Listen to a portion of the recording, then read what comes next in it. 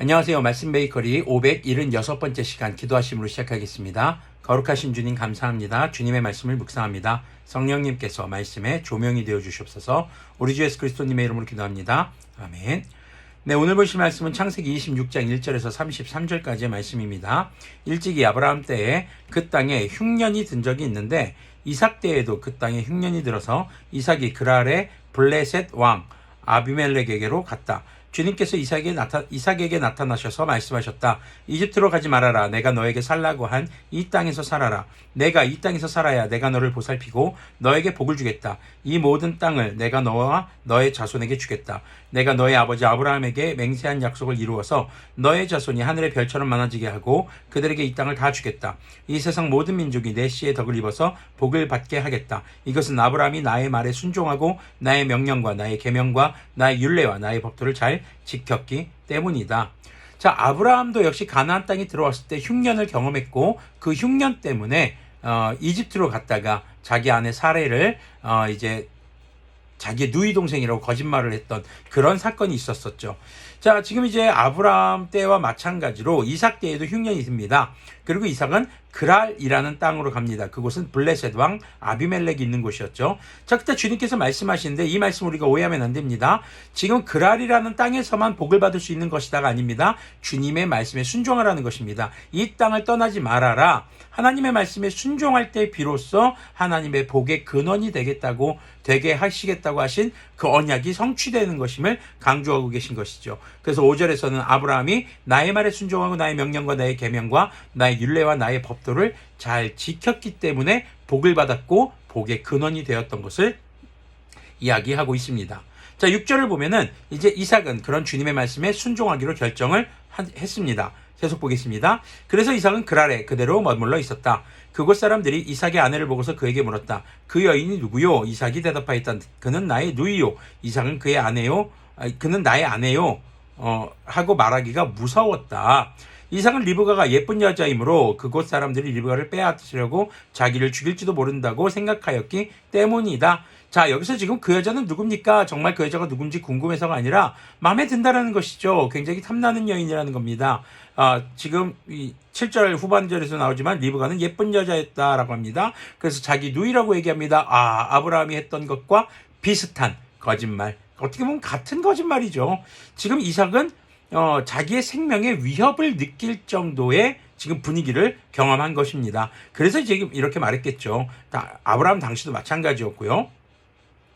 자, 8절 계속 보면요. 이삭이 그곳에 자리를 잡고 산 지 꽤 오래된 어느 날 블레셋 왕 아비멜렉은 이삭이 그 아내 리브가를 애무하는 것을 우연히 창으로 보게 되었다.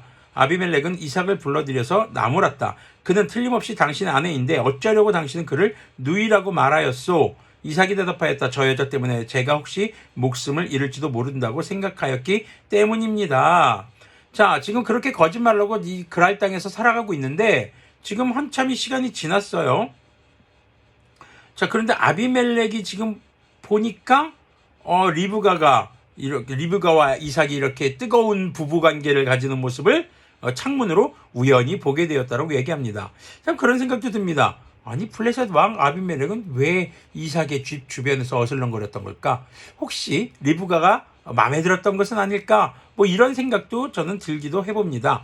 자, 그런데 여기서 이제 탄로가 납니다. 아니, 누이 동생이라고 하고선 어떻게 당신이 우리와 우리의 사람들을 속일 수가 있습니까? 이러면서 나무라죠. 자, 그리고 이것에 대해서 이삭은 솔직하게 말합니다. 사실 이렇게 거짓말을 한 것을 빌미로 이삭을 쫓거나 아니면 이삭에게 불이익을 주거나 심지어 이삭의 생명을 해칠 수도 있는 그런 상황으로 볼 수가 있습니다. 10절을 보면요. 아비멜렉이 말하였다. 어쩌려고 당신이 우리에게 이렇게 하였어? 하마터면 나의 백성 가운데서 누군가가 자기가 될지도 모르는 거였죠.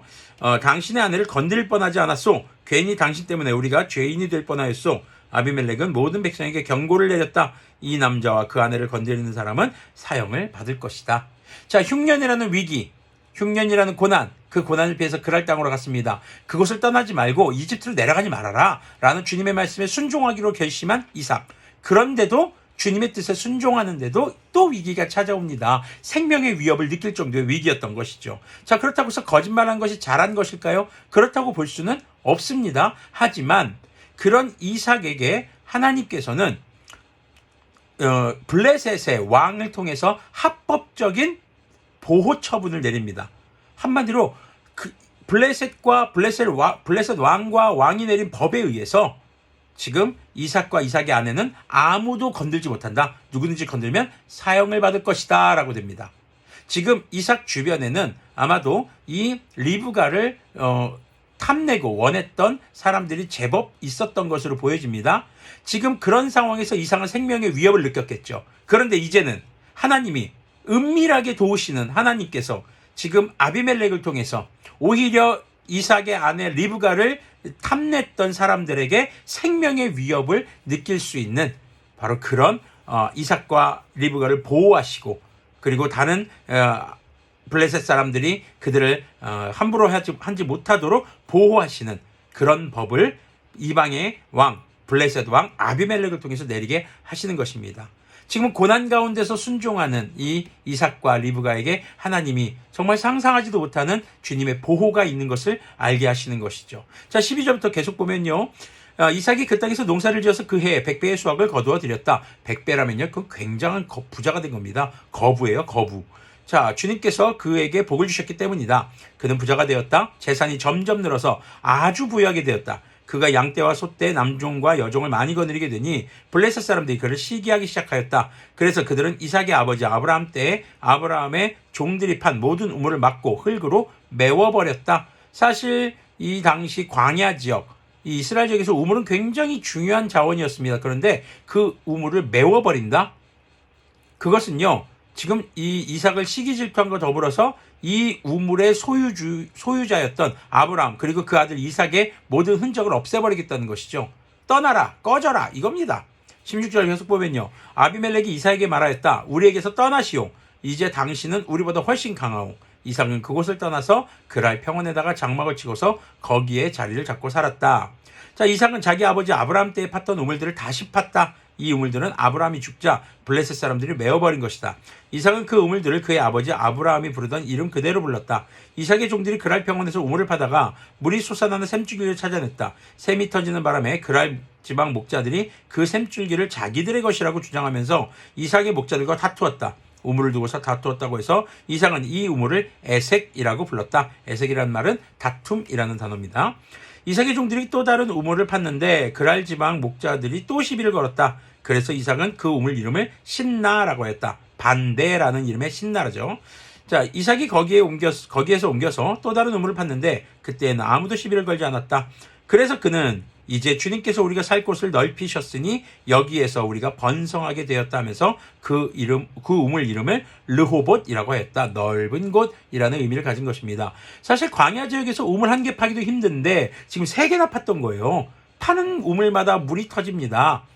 그러니까 그 지역 목자들이 막, 야, 그거 원래 우리 거야, 막 이러면서 하는데 이삭은 다투지 않습니다. 그래? 알았어. 니들 해라. 그리고 다른 데 또 갑니다. 또 우물을 팝니다. 또 나옵니다. 또 시비를 겁니다. 옮깁니다. 다시 우물을 팝니다. 우물이 나옵니다. 아무도 시비 거는 자가 없으니까 이곳이 주님께서 우리에게 주신 땅이구나 하면서 정착을 하게 되는 것이죠. 이게 얼마나 놀라운 복인지 아십니까? 당시 우물은요, 기록상에 따르면 깊은 것은 최고 200m까지 깊이를 파야 하는 우물들입니다. 근데 어떤 중장비 없이 이렇게 판다는 건 쉬운 일이 아니거든요. 그런데 팠 다음에 우물이 나오는 것은요, 굉장한 주님의 복인 것입니다.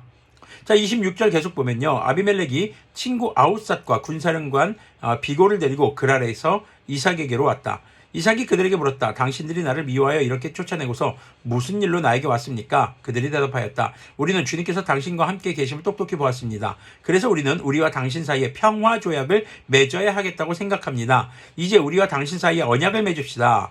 우리가 당신을 건드리지도 않고 당신을 잘 대하여 당신을 평안히 가게 한 것처럼 당신도 우리를 해롭게 하지 마십시오. 당신은 분명히 주님께 복을 받은 사람입니다. 지금 그들을 쫓아냈던 아비멜렉과 그 아비멜렉은 군사령관과 그리고 친구 아웃삿을 데리고 이삭에게 찾아옵니다. 이삭은 그러죠. 아니, 쫓아낼 때 던지고 왜 찾아오십니까? 그런데 아비멜렉이 모든 소식을 들은 겁니다. 지금 이삭의 삶의 행보를 가만히 보니까 정말 하나님이 도우시는 게 보인단 말이죠. 이삭이요, 지금 아비멜렉에서 이것은 하나님께서 도우신 것입니다. 이것 또한 하나님께서 도우신 것입니다. 라고 말하지 않습니다. 그저 하나님의 말씀에 순종하는 삶을 살아가는 것이죠. 어떤 중에도요. 고난 중에도 순종하는 삶을 살아가고 그럴 때에 그 모든 위기의 순간에서 건지시고 보호하시는 하나님을 지금 경험하며 사는 삶, 그 삶 자체가 곧 복음을 전하는 삶이 되었던 것이죠. 30절 계속 보면요. 이삭은 그들을 맞아서 잔치를 베풀고 그들과 함께 먹고 마셨다. 그들은 다음날 아침에 일찍 일어나서 서로 맹세하였으며 그런 다음에 이삭이 그들을 보내니 그들이 평안한 마음으로 돌아갔다. 그날 이삭의 종들이 와서 그들이 판 우물에서 물이 터져 나왔다고 보고하였다. 또 우물이 터졌어요. 이삭이 그 우물을 세바라고 부르니 사람들은 오늘날까지 그 우물이 있는 성읍을 브엘세바라고 한다. 맹세의 우물이라는 뜻으로 브엘세바라는 이름을 짓게 됩니다. 자, 오늘 이 26장에서의 이삭의 모습을 한번 보시길 바랍니다. 하나님의 사람, 그리스도인이라고 해서 고난이 없을까요? 아닙니다. 고난 가운데에도 주님의 말씀에 순종하는 이삭의 삶. 역시 또 고난이 찾아옵니다. 이삭은 하나님을 의지하기보다는 자기의 거짓말과 당시의 위기를 모면하려 해봤지만 그것이 근본적인 해결책은 되지 못합니다. 그럼에도 하나님은, 여기서 오해하시면 안 됩니다. 거짓말하는 게 잘했다는 게 아닙니다. 그럼에도 하나님은 언약의 주인공인 이삭, 하나님의 말씀에 순종하여 그 그랄이라는 땅에 머물러 있는 이삭에게 복을 주셔서 생명의 위협으로부터 벗어나게 해주시고 또 그의 경제적 능력을 시기하는 사람들이 시비를 걸고 방해할 때마다 다투지 않고 계속해서 떠나고 하면서도 끊임없이 하나님은 파는 곳마다 우물이 나오게 하시는 복을 주십니다. 그리고 그런 삶을 통해서 복의 근원의 삶이 무엇인지를 지금 우리에게 보여주고 있습니다. 복의 근원이라는 삶이 무슨 잘 먹고 잘 살고 보유한 재산이 많고 이런 것을 얘기하는 것이 아닙니다. 복의 근원의 삶은 고난 중에도 주님의 뜻에 순종함으로 주님께서 보호하시고 인도하는 삶을 살아가는 그 삶 자체가 하나님이 누구신지를 전하는, 그리고 주변 사람들이 그 하나님과 조약을 맺고 언약을 맺고 싶어 하기를 원하는, 하나님의 사랑과 지금 조약을 맺고 싶어 하잖아요. 언약을 맺고 싶어 하고, 그렇게 우리 주 예수님과의